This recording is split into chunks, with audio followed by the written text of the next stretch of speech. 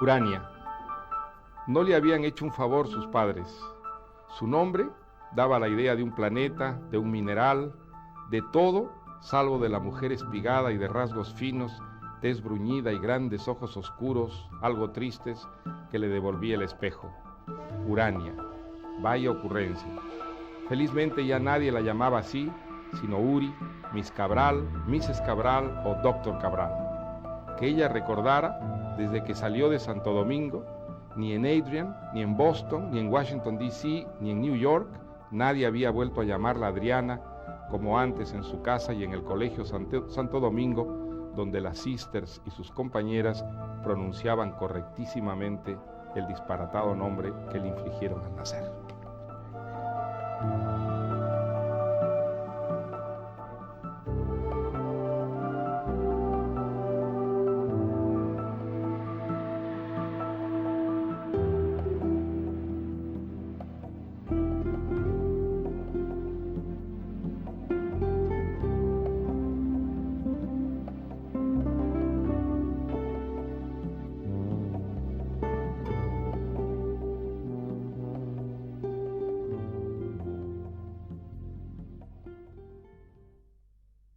En su novela que acaba de publicar, ¿quién es el Chivo y por qué le llamaban así? Pues el Chivo es el generalísimo Trujillo, dictador de la República Dominicana entre 1930 y 1961. Le decían el Chivo por las connotaciones sexuales que tiene la palabra, de hombre enérgico, macho, con muchas hembras. Eso es una idea que desde luego al general Trujillo le gustaba, que lo compararan con un macho cabrío. Yo creo que en España se hubiera entendido mejor si lo hubieran llamado el cabrón, ¿no? Pues es la misma idea, ¿sí? Lo que ocurre es que además el chivo es un animal muy común porque constituye el plato básico de la comida dominicana, así que, y también es un merengue muy famoso. Un merengue que alude al chivo, que surgió con motivo del asesinato de Trujillo, mataron al chivo. Así que todas esas connotaciones pues aparecen en el título de la novela. ¿Usted llegó a conocer al general Trujillo?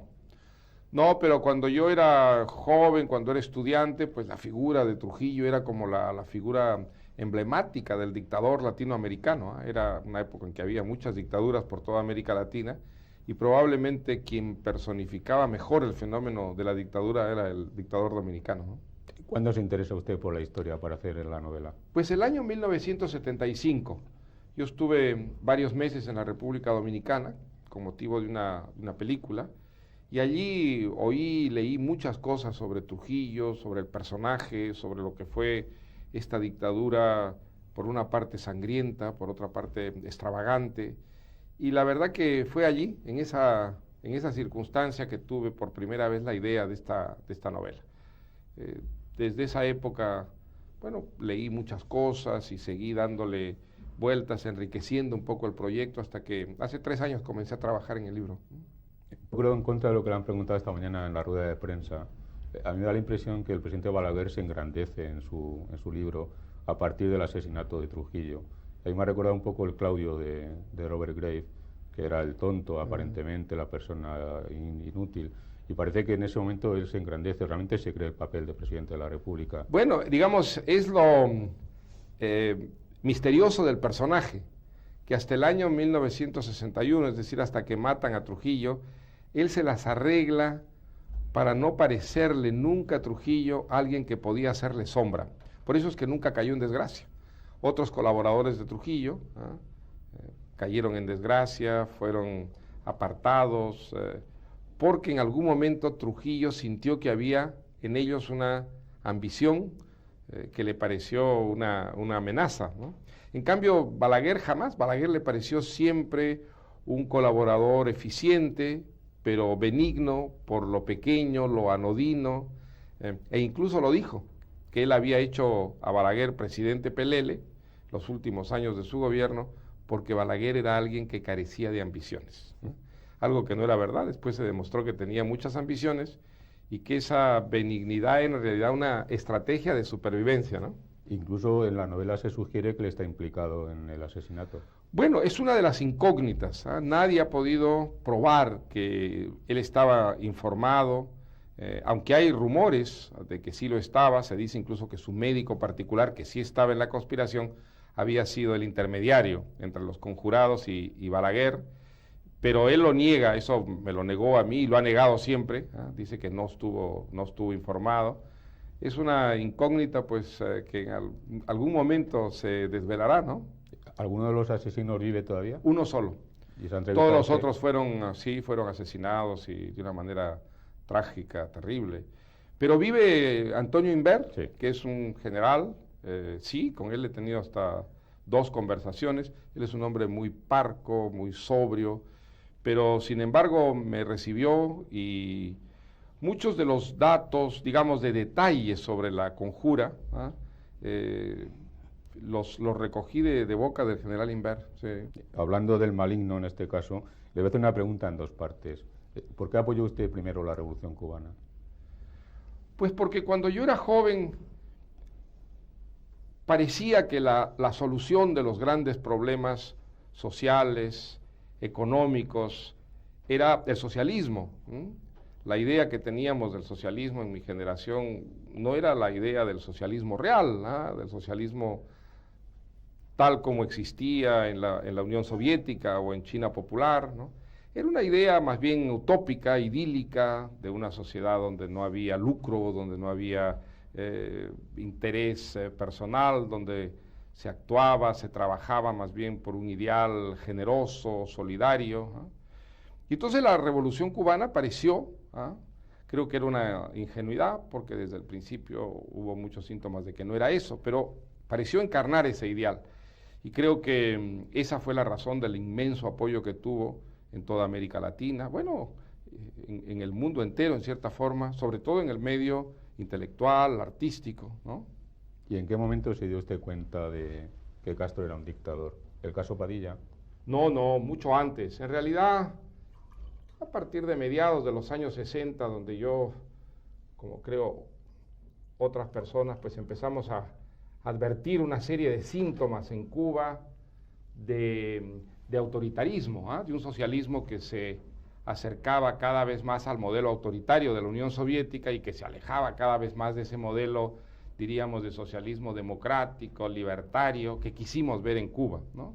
En mi caso, el primer hecho que a mí me llevó a poner en duda mi idea, esa generosa, idealista de la Revolución Cubana, fue el año 65, 66, con motivo de una gran campaña que hubo de persecución contra lo que se llamaban los antisociales en Cuba, que en realidad eran los homosexuales, ¿no? Una campaña contra los homosexuales muy dura. Se crearon unos campos de concentración, la SUMAP era unos campos de concentración donde se... El caso de Néstor Almendros, ¿no?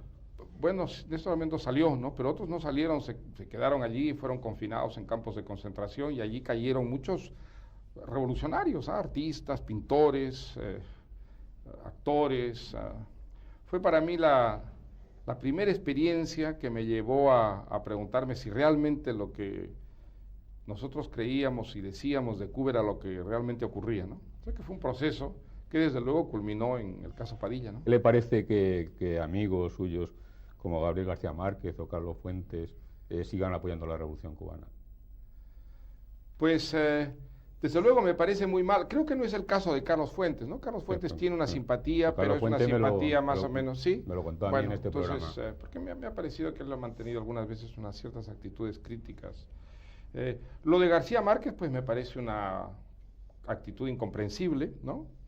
Y desde luego muy lamentable, un escritor que es un gran escritor, y al mismo tiempo una actitud de obsecuencia, de servilismo frente a una dictadura que es una de las más largas de la historia de América Latina, ¿no? 42 años en el poder ya este personaje, o sea, ya superó por 11 años a Trujillo, o sea, es una de las dictaduras más largas de la historia latinoamericana, y que haya escritores, intelectuales que la apoyen, pues desde luego es algo que sorprende y indigna, ¿no?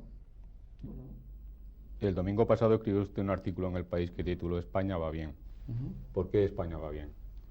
España va bien porque España era una dictadura y hoy día es una democracia. Era un país muy pobre y hoy día es un país mucho menos pobre. Es un país que crece económicamente, es un país que tiene instituciones civiles, que se ha integrado a uno de los proyectos más modernos, más interesantes de nuestra época, que es Europa. Es un país que además va posesionándose de una cultura democrática para la cual no tenía casi tradición, porque la tradición española es una tradición autoritaria, ¿no? Y hoy día no, hoy día pues es un país que cada vez más acepta la coexistencia en la diversidad, hay una sociedad civil que crece, hay unas fuerzas armadas que ya no son golpistas, que son unas fuerzas armadas modernas, articuladas con las de Europa, y eso indudablemente constituye un progreso. No quiere decir que los problemas hayan sido todos resueltos, ni mucho menos, pero que hay un progreso y que es un progreso sistemático en las dos direcciones que yo creo son las de la civilización, ¿no? El progreso económico y el progreso político. Cuando se dan ambos desarrollos dentro de un mismo impulso, es cuando yo creo se puede hablar de que un país va bien, ¿no? ¿Puedo preguntarle si ha votado en las elecciones españolas? Desde luego, yo cumplo con mi deber cívico. Creo que no tendría derecho a hablar de política si no cumpliera con mi obligación, ¿no?, de ciudadano. ¿Aceptaría usted ser ministro de Cultura de No, María Aznar? No sé de dónde ha salido ese... algún periodista publicó sin ningún fundamento esa noticia y desde entonces me han hecho esa pregunta muchas veces, pero eso no tiene absolutamente ninguna base. No, yo soy un escritor, yo pasé por política en una circunstancia muy especial, pero desde entonces he vuelto a mi trabajo de escritor y no pienso abandonarlo por ningún otro, ¿no? Pero sí es verdad que rechazó usted la presidencia del Instituto Cervantes en el anterior Eso gobierno. sí es verdad, eso sí es cierto, sí, por razones que yo expliqué en ese momento ante la prensa y, bueno, razones que siguen siendo para mí válidas, ¿no? Yo creo que el trabajo de un escritor es fundamentalmente un trabajo intelectual, creo que es muy importante que ese escritor mantenga una actitud de independencia, ¿eh? Creo que eso es lo que le permite opinar con libertad y con una cierta autoridad.